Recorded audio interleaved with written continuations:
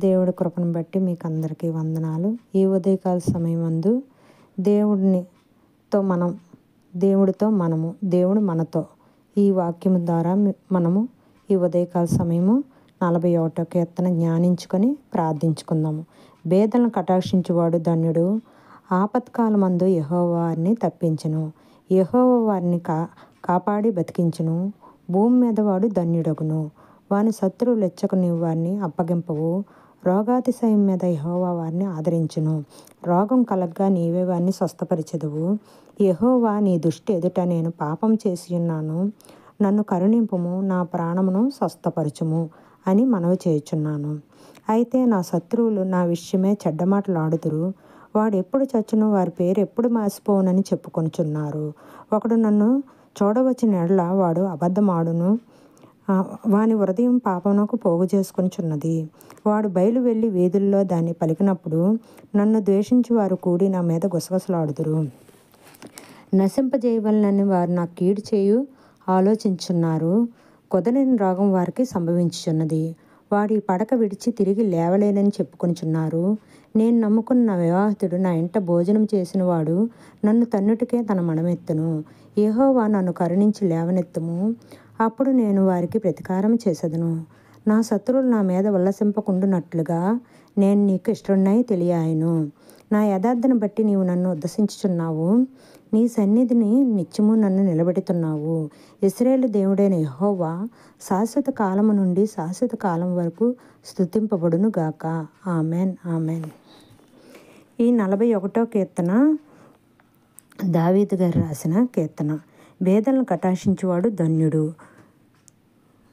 ఈ విషయమే మనం జ్ఞానించుకుందాము.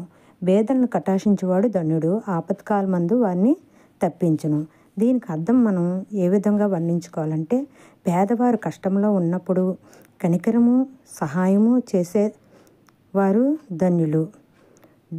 వీరు దేవుని ఆశీర్వాదం పొందుకుంటారనమాట. దీవులు పొందిన వారై ఉంటారు. కష్టకాలంలోనే ఇబ్బంది సమయమందు కూడా దేవుడు మనకి సహాయకుడిగా ఉంటారనమాట. అలాగే యెహోవాని కాపాడి సజీవుగా ఉంచును. వాడు దేశమందు ధన్యుడిగాను, వాని శత్రువులు ఎచ్చకు నీవు అతన్ని అప్పగింపవు. దీనికి అర్థం కూడా మనం జ్ఞానించుకుందాము.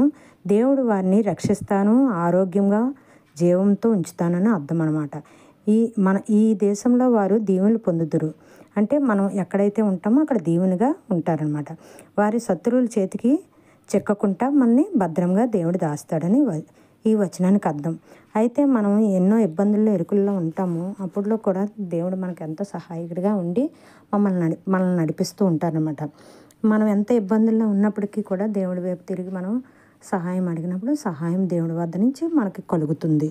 దీన్ని బట్టి మనం ఎప్పుడు కూడా మనం జ్ఞానించుకోవాల్సింది, మనం సహాయం చేసేవారిగా కూడా ఉండి మనం ఒకరికి సాయపడేవారిగా ఉండి మన జీవితం కూడా సరి చూసుకునే విధంగా మనం ఉన్నప్పుడు దేవుళ్ళు ఎదిగి ఫలించేవారిగా మనం ఉంటామన్నమాట.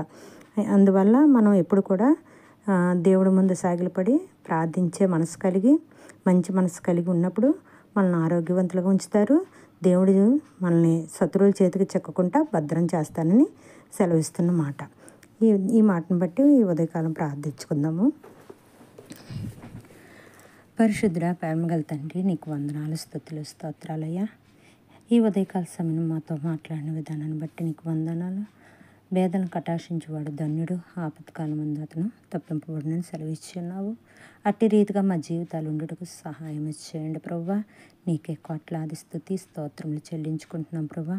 దేవా, ఈ ఉదయకాల సమయం ఎవరైతే తండ్రి నాయన నీ వైపు తిరిగి నీకు మొరపెడుతున్నారో ప్రభువా, సహాయం చేయండి ప్రభువా.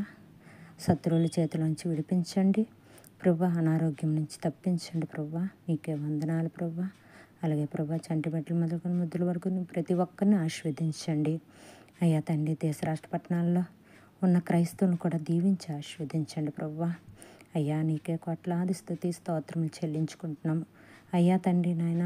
ప్రభువా, హాస్పిటల్లో ఉండి వేదనతో ప్రభువా ఎవరైతే ఇబ్బంది పడుతున్నారో ప్రభువా, ఈ మందులకు కానీ ప్రభువా అయ్యా తండ్రి జబ్బు తగ్గదని అయ్యా నీకు మొరపెడుతున్నారు అయ్యా. తగ్గని కూడా తండ్రి జబ్బును నువ్వు తండ్రి నయం చేసే దేవుడు ప్రభువా.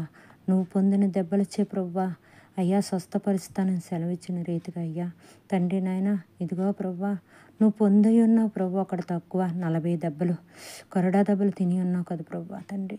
ఆ దెబ్బల ద్వారా చిందింపబడిన ప్రతి రక్తపు బొట్టు మా గురించి కార్చి ఉన్నావు ప్రభువా. నీ సత్తు కింద మమ్మల్ని చేసుకుని ఉన్నావు ప్రభువా. నీకు వందనాలు అయ్యా తండ్రి నాయన ప్రభువా. ప్రతి ఒక్కరిని స్వస్థపరిచి ప్రభువా తండ్రి నీ మహిమార్థమైన జీవితం జీవించుటకు ప్రభువా అయ్యా నీ సాక్షుల కింద నిలబడుటకు ప్రభువా, నీ ఆత్మతో నింపబట్టుకు ప్రభువా, నీ శక్తితో నింపబట్టుకు ప్రభువా సహాయం చేయండి దేవా. అయ్యా నిరుద్యోగులు ఎందరైతే ఉన్నారో ప్రభువా ఇదిగో తండ్రి నాయన దేశంలో ఎంతో నిరుద్యోగ కొరత ఉంది ప్రభువా. అయ్యా తండ్రి ఉద్యోగాలు లేక ప్రభువా అయ్యా ఎందరో మరణిస్తున్నారు ప్రభువా. అయ్యా పెద్ద పెద్ద చదువులు చదివి ఉన్నాము, ఉద్యోగాలు రావట్లేదని ప్రభువా. అయ్యా సాతాను చిక్కుల్లో పడిపోకుండా ప్రభువా అయ్యా వాళ్ళకి మంచి ఉద్యోగాలు రావటకు ప్రభువా అయ్యా నీ కృప దయచేయండి తండ్రి. నీకు వందనాలు స్తుతులు స్తోత్రాలు ప్రభువా. దేవా నువ్వే మాట్లాడే దేవుడు అయ్యా, నిజమైన దేవుడివని ప్రజలందరూ నిన్ను తెలుసుకున్నట్టుకు సహాయము చేయండి అయ్యా. ఈ ఒక్క ప్రయత్నములో ప్రభువా నా యొక్క మాటలు నువ్వు నాయన నీ ఆత్మతో నింపి ప్రభువా అయ్యా ప్రతి ఒక్కరి హృదయంలో నాటబడుటకు ప్రభువా, ఫలించుటకు ప్రభువా, నీ శక్తి నింపబట్టుకు ప్రభువా, నీ కృప ద్వారా తండ్రి ప్రతి ఒక్కరు నీవేపు ఆకర్షింపబట్టుకు సహాయము చేసి నడిపించమని క్రీస్తు యేసు నామములో ప్రార్థించి స్తుతించి అడిగి వేడుకుంటున్నాను తండ్రి. ఆమెన్.